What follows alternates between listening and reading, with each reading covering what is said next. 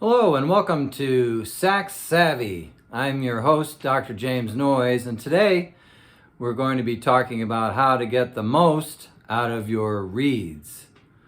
So, reeds are a rather large topic. Of course, there's many different strengths. There's all sorts of different brands. We're not going to get into that today because most of those choices are very personal, and it just takes a lot of trying and comparing to decide which reeds are best for you and for whichever situation that you happen to be playing in, whether it's jazz or playing classical. That's going to have an effect on what type of reed you choose to use. But I think one thing that many saxophonists don't appreciate is that breaking in your reeds is probably the most important step that you can do to keep your reeds lasting a long time. So I want to talk about that today. Now, there's many different schools of thought about breaking in your reeds, and while nobody can agree exactly on how to do this, everybody does seem to be in agreement that if you don't break your reeds in, they will not last for more than a few weeks. And so the worst thing that you can do when getting new reeds is to play on them for a long time. So say you have a reed here. I have a Van Doren Java 3 reed here just as a demonstration. So say you get that and you open it up and you decide, okay, I'm going to practice for an hour and a half. Well, if you play on this single reed for that length of time, it doesn't give the reed a chance to acclimatize to becoming a sound producing agent. So this is a piece of wood. It was minding its own business before it was harvested and manufactured. And so it needs some time to get broken in. Just like breaking in a car. You don't take it at very high speeds at the beginning. You just drive it very gently. And the same kind of thing is true when it comes to reeds. So what I like to do is I have a 3-stage process of breaking in reeds. The first stage is I'll just take a reed out of the box and I'll play on it for, I like to say, less than 5 minutes, maybe more like 2 to 3. And when I'm finished after 2 to 3 minutes, I put a mark on it.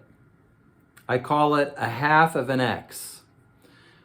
So you can see that there, right? It's just a mark. And that's an indication that it's been played on once, and then I put it away for about 3 days. I let it just sit and air out. I don't put it in any of those, humidified reed cases. I used to use those. I don't use those anymore.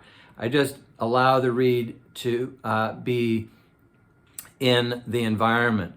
So then after 3 days, I get the reed out again, and I play it again for 2 to 3 minutes. Again, I like to say less than 5 minutes. And I put another mark which completes the X. So this is after my second time that I play on the reed. Then I again leave it for about 3 days before I play on it again. And when that happens, I do a couple of things. I put a grade on the reed. I grade them. Usually A's and B's are more in the performance category, and then I'll put a letter P for practice. And so, say for instance, I like this reed pretty well, I'll put an A- on there.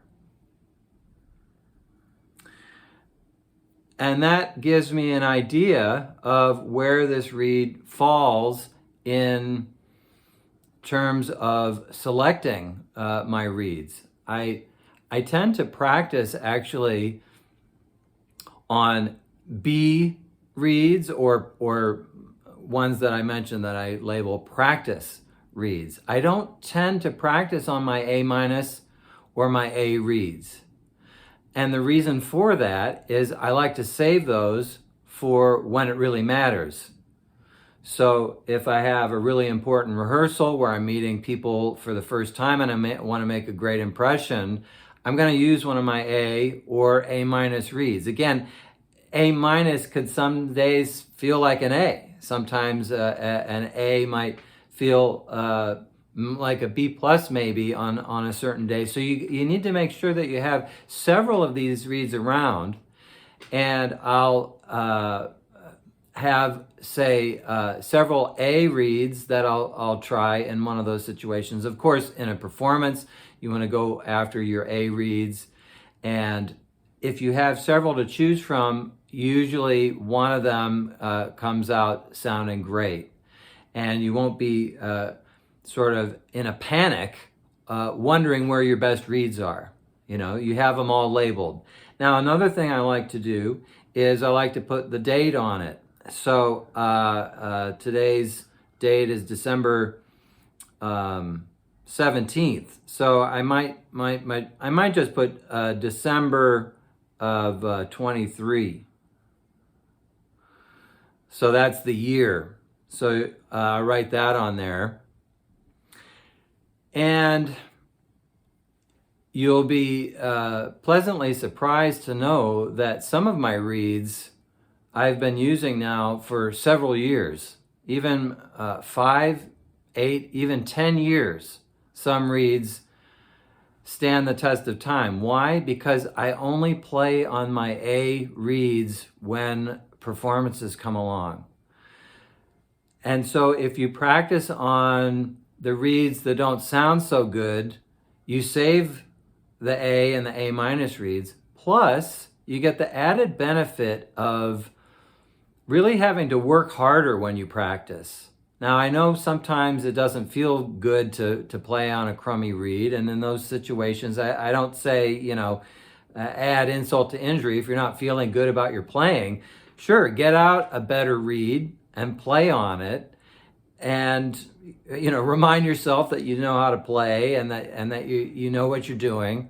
It happens to all of us where, certain days we just feel like, it's as if I haven't ever picked up the instrument.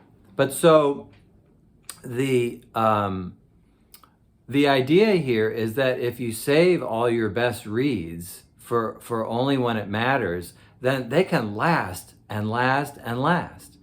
And that's a real joy, because if you take a box of reeds, usually the way that I do this is I will, I'll take 5 reeds and warm them up at a time. So I'll have a box of 10, and I'll take 5 out of the wrapper, and I'll play on each of these for up to 5 minutes. So we'll say it takes about a half an hour on a given day to get the first stage of breaking that reed in, and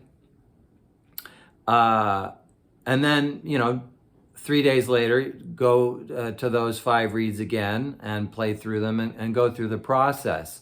And so that way you can get through a whole box of reeds and have them all ready to go in just a couple of weeks if you do this rotation.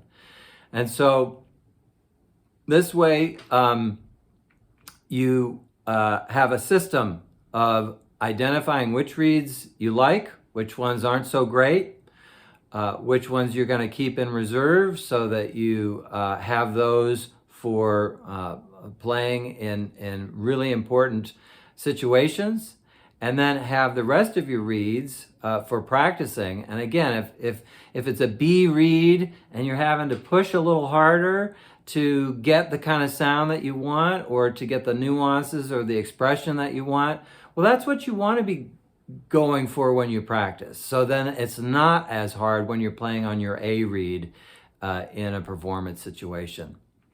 So I hope you learned something today about reeds, and Thanks for joining me, and I look forward to hearing your feedback.